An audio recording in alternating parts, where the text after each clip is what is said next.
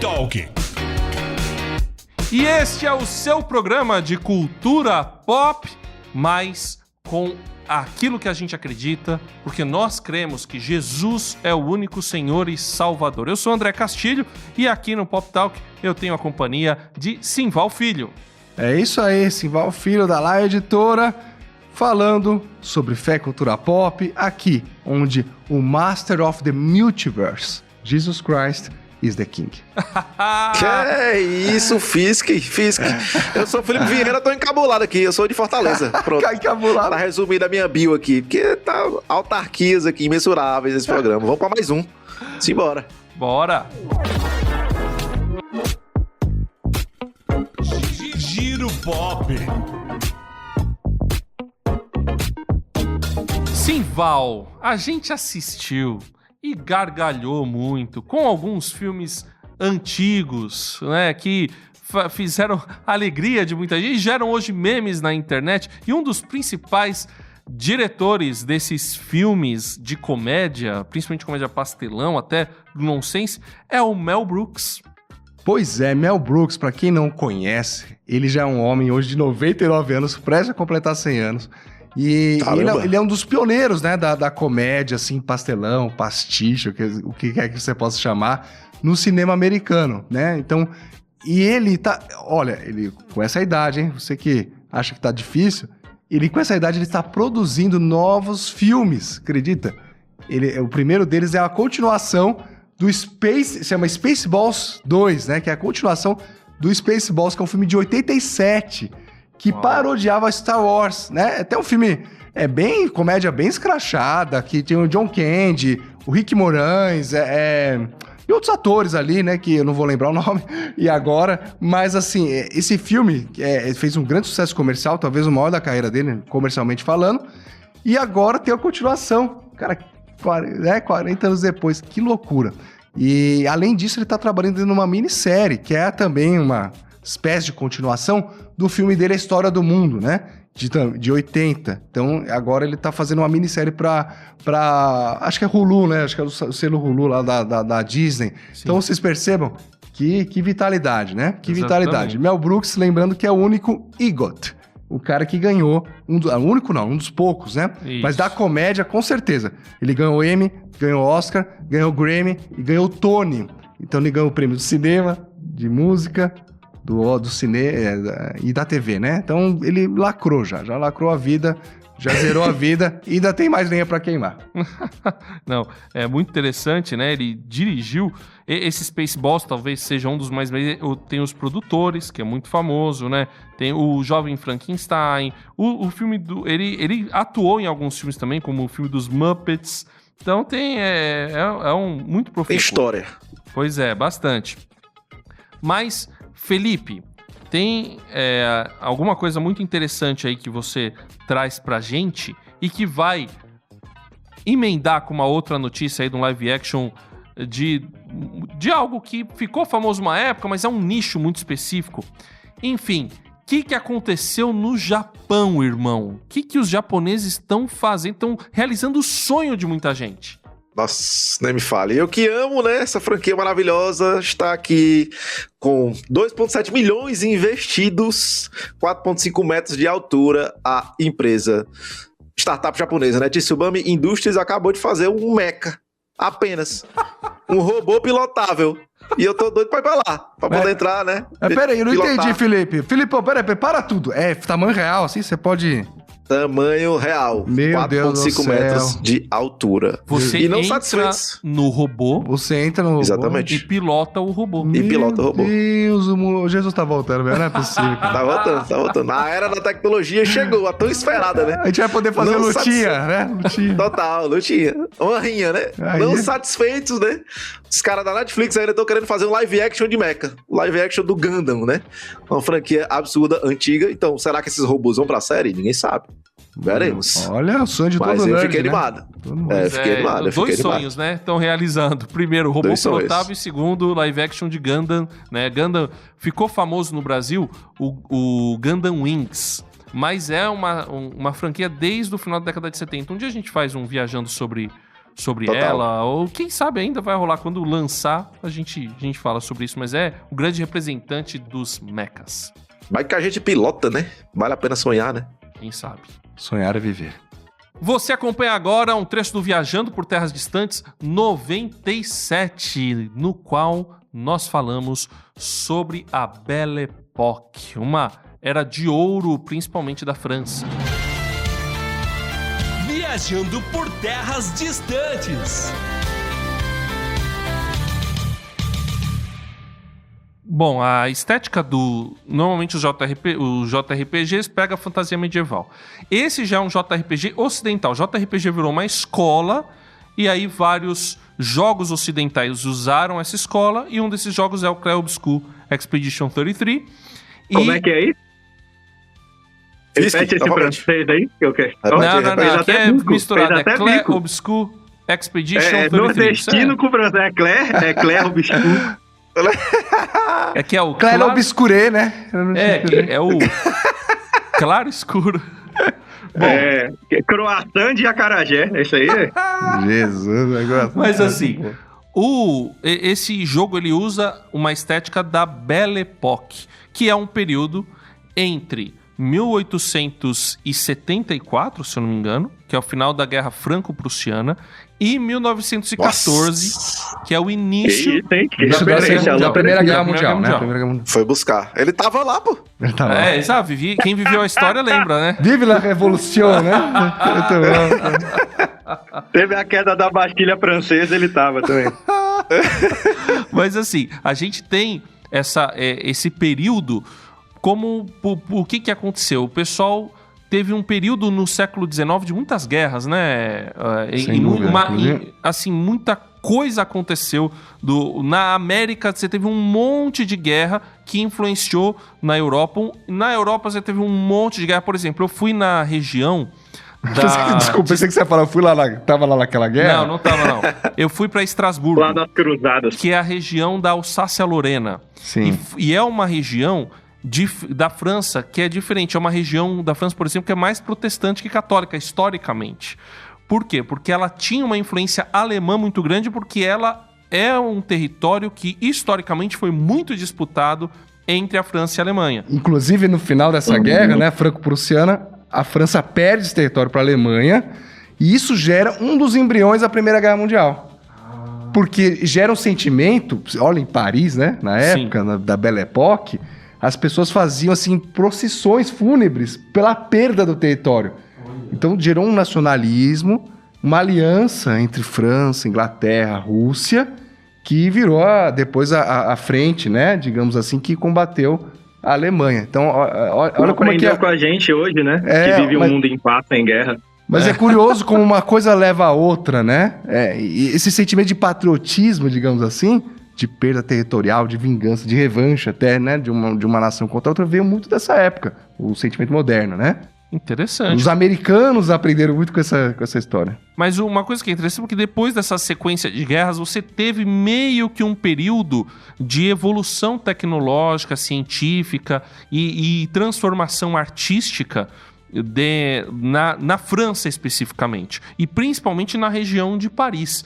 E aí é um período mais pacífico lá na França e na Europa, como todo, apesar que você teve ainda, né? Você tem a guerra da Itália, mas a guerra de unificação da Itália também é um pouco, mais ou menos nessa época, mais ou menos né? nessa época, assim, um pouco pré-Primeira Guerra, né? Isso. Final do século XIX, mas mesmo assim não foi uma guerra civil, assim, algo de uma proporção maior, como a França viveu, né? A França viveu a Guerra Franco-Prussiana, que até foi relativamente curta, mas ela vem na esteira de outras guerras que a França tinha se envolvido lá com a Inglaterra. França conhecida por sua história pacífica, né? Quase não se envolvia em guerra. Pois é. Povo... Bem tranquilo. Desde Napoleão, né? Revolução Francesa, Napoleão e tal. Isso, e as guerras napoleônicas, eles acabaram com a França, né? Porque mesmo quando ele ganhou... Então faz sentido fazer um RPG baseado em história francesa, né? Tem pouca guerra pra você trabalhar aí. Tem muita coisa. E aí, assim, esse é um momento histórico bem parecido, eu vou até comparar... Da Belle Époque, do sentimento, assim, de quando acaba, né, digamos assim, dá uma trégua nessas guerras todas.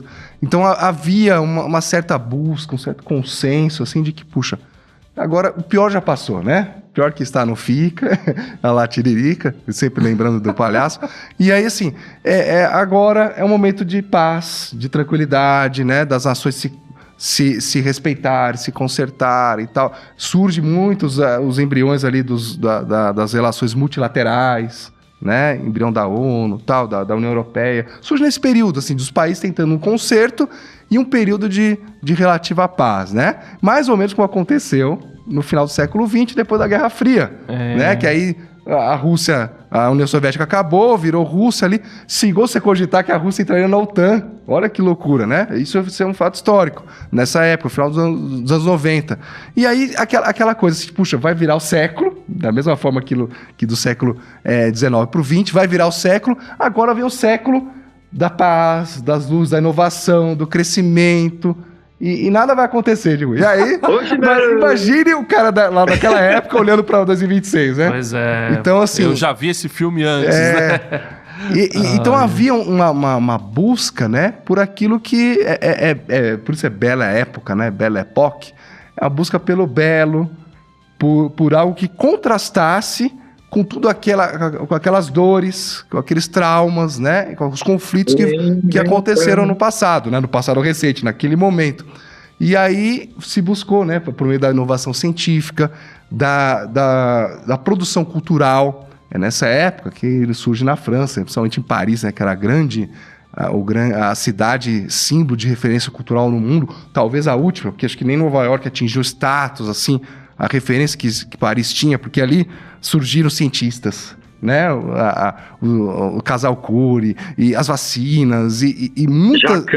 Jacan não. Esquece Jacan. Pascal é um nome importante. Pascal. Que tem 2 Pascais, né? Então, assim, sobre inovações científicas que aconteceram naquele tempo, muitas inovações tecnológicas, no período ali da segunda Revolução Industrial, surgem os meios de comunicação de massa, cinema, rádio, trem, tudo isso está ganhando popularidade, e a França como um motor cultural dessa época, produzindo escritores, produzindo poetas. Então, olha como uma coisa interessante, né?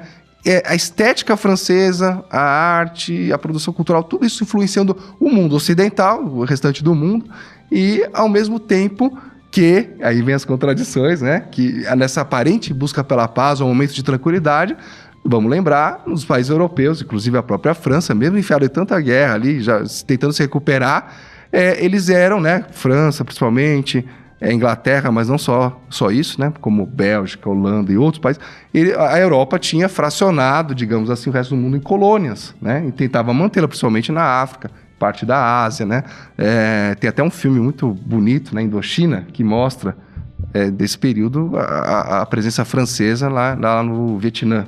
Sim. Então você tinha uma desigualdade social muito grande também. Não só nas colônias, mas nesses próprios países. Você não tinha... Você estava tentando alimentar esses países para melhorá-los a partir das colônias, mas você tinha uma desigualdade social forte, né? Era um período assim que, apesar de uma elite e você ter uma classe média, um pessoal que está tentando viver, buscar essas coisas, mas você vai ter uma tensão porque tem uma galera que não está vivendo isso, né?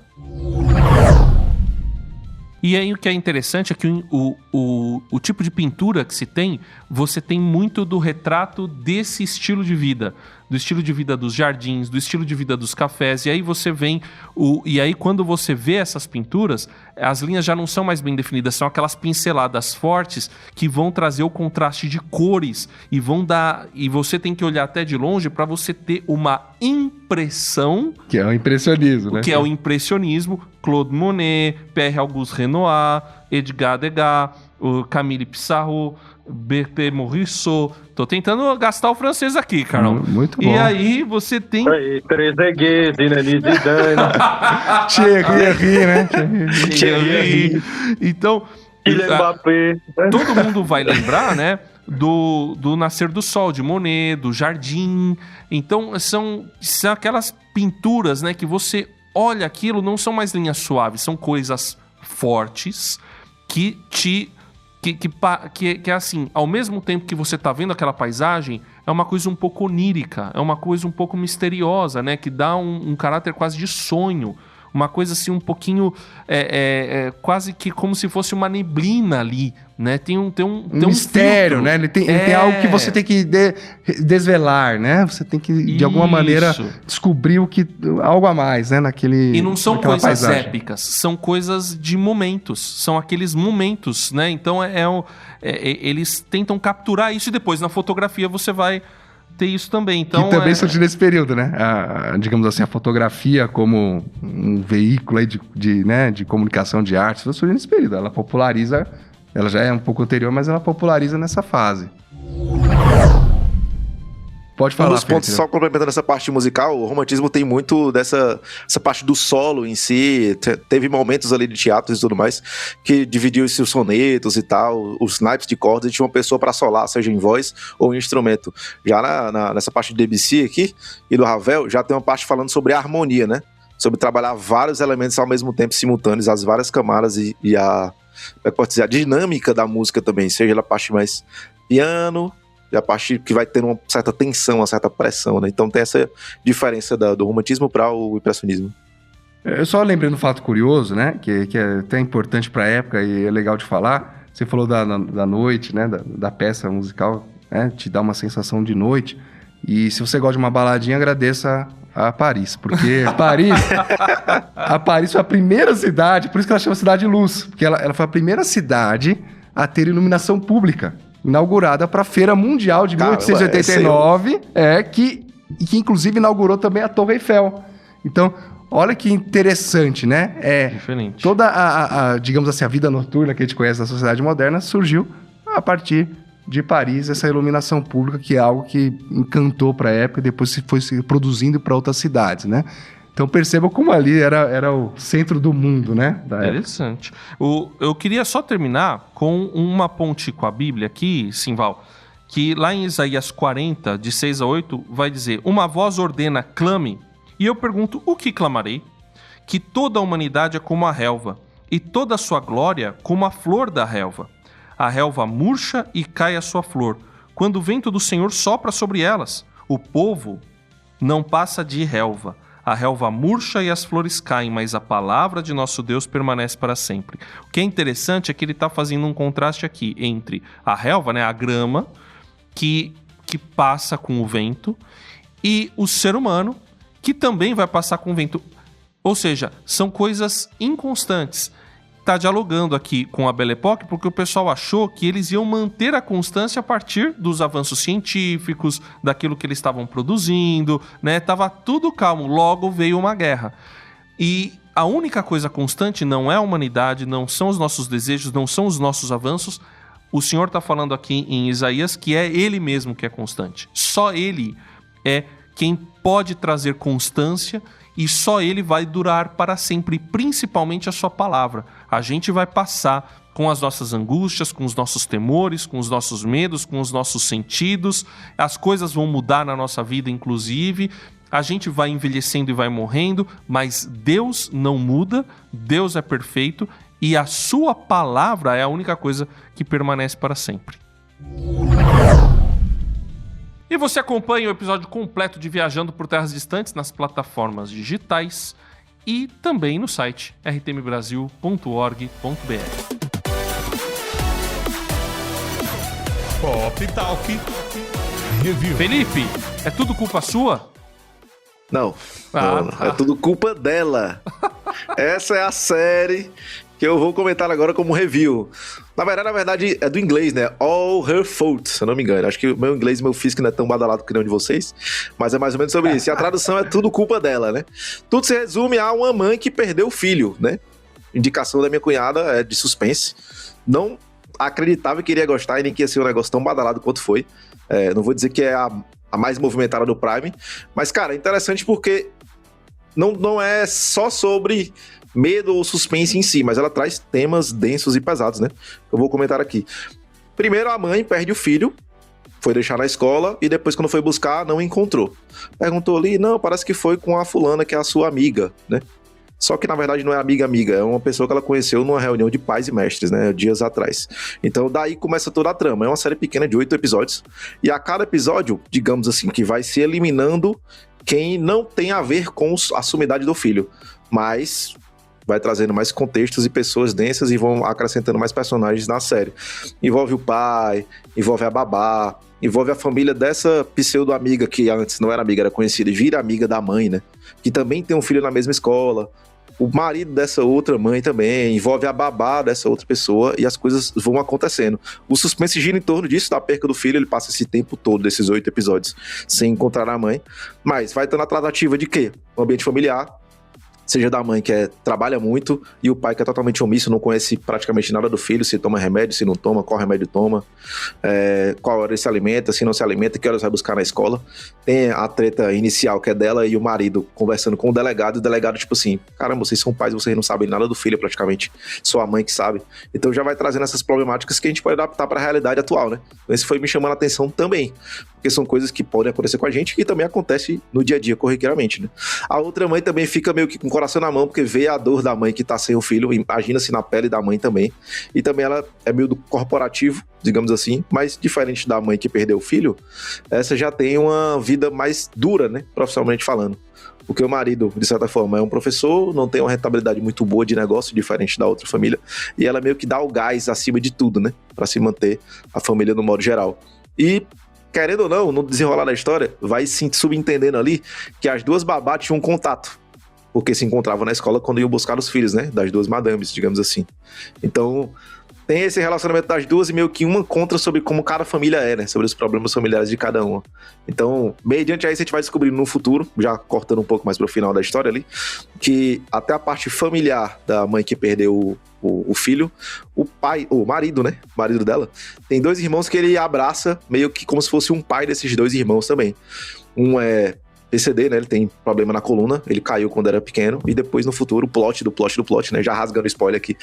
O irmão, né? Que é o pai da criança que se perdeu, ele acabou derrubando o irmão dele. Só que ele omite essa história até o final. Então tem vários plots no meio de todo o contexto até achar o filho, né? E ele, por algum momento, até maquiavélico, você nota que ele sempre quer estar bem na fita, ao mesmo tempo, mesmo que ele faça tudo de errado. Inclusive, omitir da própria família que ele acabou derrubando o irmão e o irmão hoje não anda por culpa dele. E a irmã dele é dependente química por vários e mais vários anos, porque ela achou que o fato dela não ter avisado que o irmão estava vindo enquanto o outro vinha correndo e bateu, a culpa era dela, do irmão estar sem poder andar. Então tem várias problemáticas, não só familiares, mas sociais também, até profissionais também falando, que vem à tona nessa série que pra mim abrilhantou os olhos, assim, né? É aquele tipo de série que você assiste o primeiro episódio e não quer parar. Então, praticamente, eu maratonei a série quase que num dia todo. Não assisti 6 episódios de uma vez, só na madrugada. Faltou 2 episódios finais. E o resumo final do encontro do filho é que a babá da outra família, amiga, ela é de um nível de autismo em que a parte sensorial é aguçada. Então, ela interliga cores com sentimentos. Seja olfato ou seja paladar. E em algum momento, conversando com a outra babá, né, da família do filho que foi perdido, ela descobre que o menino tem os mesmos traços que ela, de autismo. E aí o plot do plot é que houve uma batida em que a família que perdeu o filho, né, bateu no carro dessa moça que é babá. E ela tava grávida. Então o pai ficou acordado e ele troca o bebê, né? Ele dá o bebê dela, da menina, no caso que é babá, que acha que perdeu o bebê, enfim. Ela sai meio que escanteada e ele dá ela como morta por causa da batida. Ele leva a esposa pro hospital já com o bebê da outra. Só que a mãe fica em coma, né? Então quando ele entrega o bebê, ele fala, o bebê nasceu, mas o bebê não era dela, né? O dela, na verdade, ele perdeu. Eles perderam, né? Na batida. Então, tudo gira em torno do sumiço foi porque a babá foi pegar o filho, porque na teoria o filho é dela, biologicamente falando. Mas como o cara tem dinheiro, ele abafou o caso. Então, enfim, cara, pra mim, muito boa. Eu assisti, Felipe, essa minissérie. Muito densa, muito boa. Essa atriz que faz o papel principal, a Sarah Snook. Cara, ela é muito boa. Ela fez Succession também, né? E ganhou Emmy por isso e tal. Sim. Ela é maravilhosa. E a série, cara, realmente... Essa série, ela atuou muito bem. Podia ser o nome, é tudo sobre culpa, né? Porque a culpa, ela move todos esses relacionamentos familiares. Todo enredo, né? Todo enredo. O sentimento de culpa dela, o sentimento de transferência de culpa lá do marido dela pros familiares dele. É um negócio, assim, muito bem construído. Um salseiro grande, né, cara? Mas muito bem construído. Mas bem feito, bem feito. Bem construído. Talk recomenda. Pessoal, falei do Mel Brooks, né, que está fazendo novas produções e você pode assistir o documentário sobre a vida dele, O Homem de 99 Anos, na Max. A Max, a HBO Max, tá com esse documentário, um documentário meio longo, 2 partes de quase 2 horas cada uma, mas que fala sobre a trajetória muito rica desse, que é um ícone, um gênio da comédia no cinema, no teatro e todas as outras vertentes. Esse combatente da Segunda Guerra Mundial, como ele mesmo define no documentário, o único judeu que já ganhou dinheiro com Hitler, fazendo comédia com Hitler, que é o filme dele que ganhou o Oscar, né, de melhor roteiro em 1968, o Springtime for Hitler, né, em português é Primavera para Hitler, que virou a peça de tanto sucesso da Broadway, os produtores, que você deve ter talvez visto o remake com Nathan Lane, Matthew Broderick, enfim. Que carreira longeva, que vida legal. Você vê a leveza que ele trata, as pessoas... Tem muitos depoimentos de comediantes atuais, comediantes mais antigos. É uma história riquíssima que você tem que ver para rir, para chorar e se alegrar. Muito obrigado, Simval. Muito obrigado a todos vocês que nos acompanham. Lioneditora.com.br você encontra produtos de cultura pop e cristianismo, porque a gente acredita em Jesus e quer usar diversos meios para divulgar essa mensagem. Cupom PopTalk ou RTM, 20% de desconto. Valeu, pessoal. Até a próxima.